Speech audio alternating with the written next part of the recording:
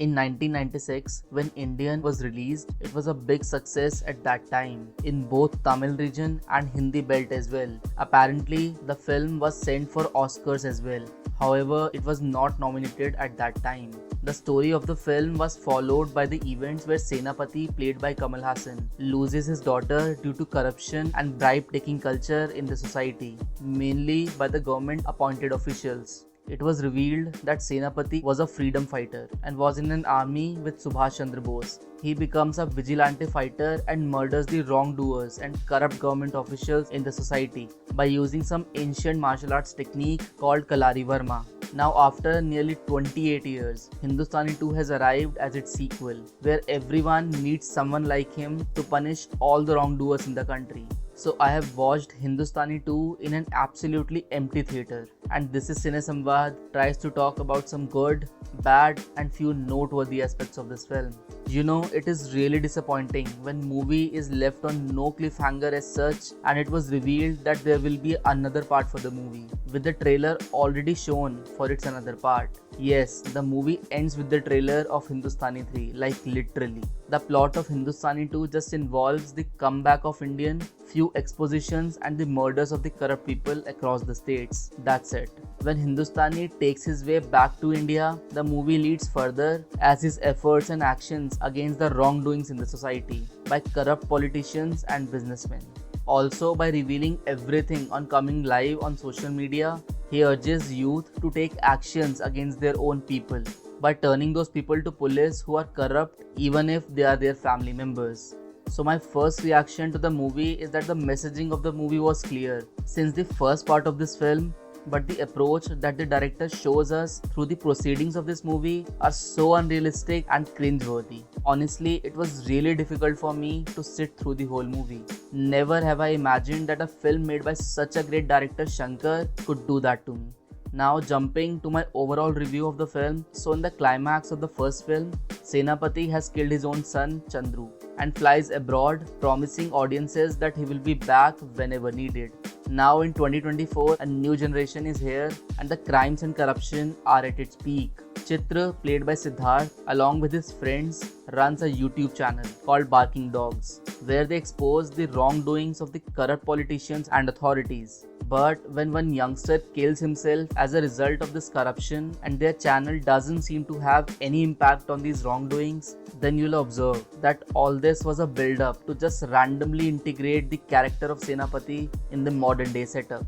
Chitra just randomly points out that yes, there was someone years ago who have enraged some fear in these corrupt authorities. And right after that, they started searching for him and starts the hashtag on social media as Comeback Indian. After that, the story is all about the scenarios and highlights of all the punishments that Senapati gives to the corrupts after returning back to India. Also, he tries to mobilize the youth of the country to turn in their relatives and loved ones to the police and court if they find them in doing something wrong. The film stands at a 3 hours runtime, in which Senapati takes on more big and outrageous wrongdoers in the most grand setting you can possibly imagine.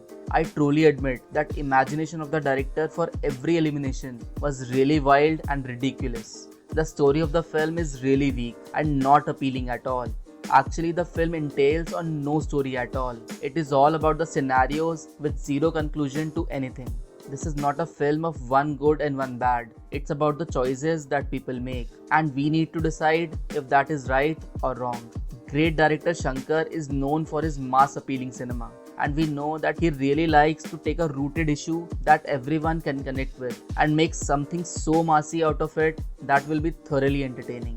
And in this film as well, he has given his best to execute everything as per the writing of the film. The narrative of this movie slightly differs from the previous one, as the movie gives chances to other characters as well in the film. Chitra and his friends are the second lead of the film basically, and they get enough time on screen where as per the video of Hindustani, one needs to solve the problems on the grassroots level, and in result they reveal the wrongdoings of their parents to the authorities and gets them arrested. However, this influence of Senapati on youth somehow made him a villain towards the end of the film, and new hashtag trends for him as Go Back Indian. Overall, the narrative of the film falls flat and leaves no impact on the audiences, as movie portrays cliched ways of corruption and too over-the-top action sequences. Besides corruption issue, movie deals with the problem of wastage, too much display of wealth, and addresses how capitalism is ruining our environment. Film never reveals or explains how Senapati is able to sneak in everywhere he wants to kill those ultra-rich and powerful people.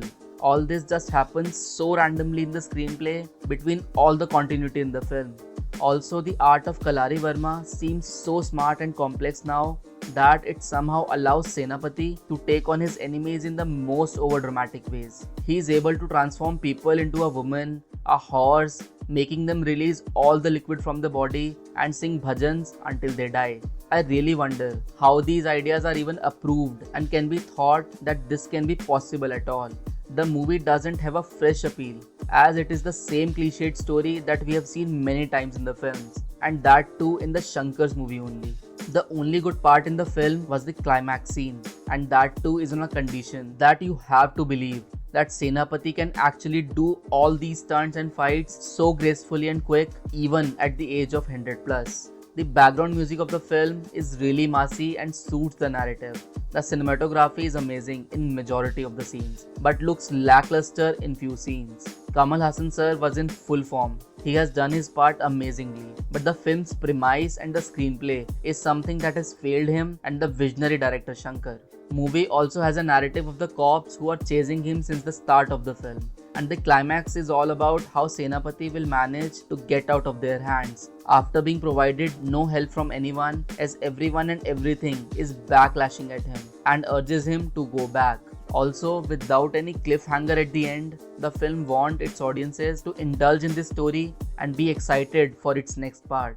And yes, film has a prepared trailer for Hindustani 3 already at the end of the film.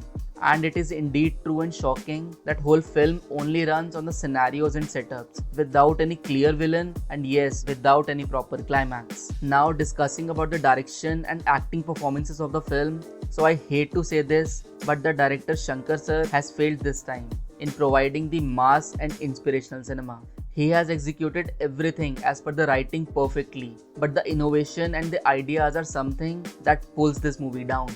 That seamless and effective continuity in the screenplay was missing in this, which really breaks the interest of the viewers. In performances, Kamal Haasan sir has done a great job as usual. He has successfully brought back his iconic character of Indian on screen. Siddharth as Chitra has played his part really well.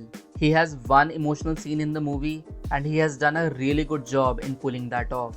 Bobby Simha as CBI Inspector Pramod has done a good job as well, along with the other crucial characters of the film.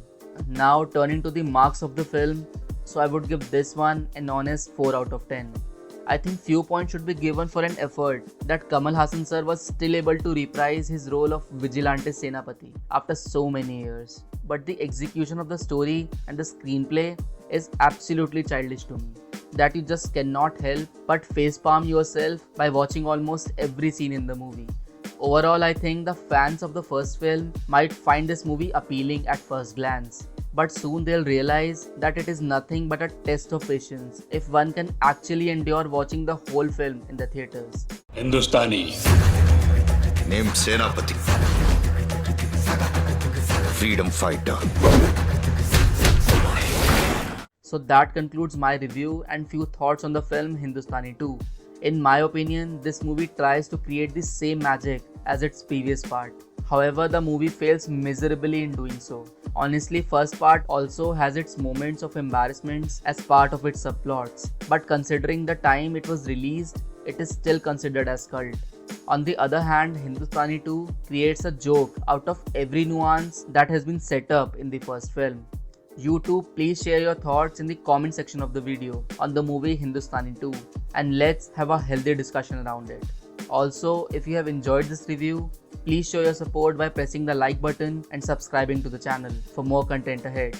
Be sure to follow me on Instagram at CineSamvad for short reviews and cinematic insights. Thank you for watching. We will meet in the next one. Cheers!